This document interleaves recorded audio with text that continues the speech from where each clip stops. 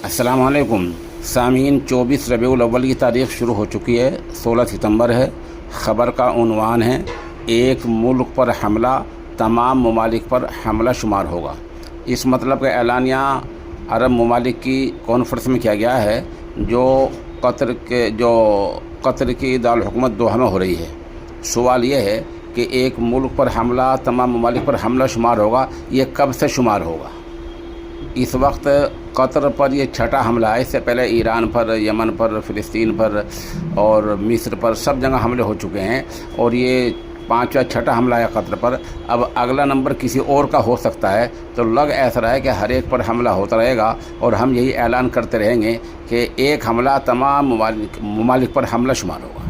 अभी तक के जो अरब ममालिक की कॉन्फ्रेंस चल रही है जिसमें 50 से ज़्यादा ममालिक हिस्सा ले रहे हैं, कोई ऐसा ठोस फैसला नहीं हुआ है कि सब इकट्ठे होकर इसराइल पर हमला कर दें या उसका बायकाट कर दें या अमेरिका का बायकाट कर दें या कोई बात ऐसी करें। ऐसी कोई बात नहीं हुई है। बस ये 2-3 जुमले बोले हैं कि एक मुल्क पर हमला सब पर शुमार होगा। दूसरा जुमला ये बोला गया है कि इसराइल के ख़िलाफ़ कार्रवाई होनी चाहिए।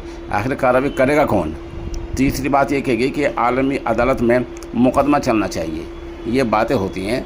अगर आपको हमला ही करना है तो अल्लाह ने आपको माल से नवाजा है, दौलत से नवाजा है, असबाब से नवाजा है। सिर्फ़ आपके पुख्ता इरादे कमी है।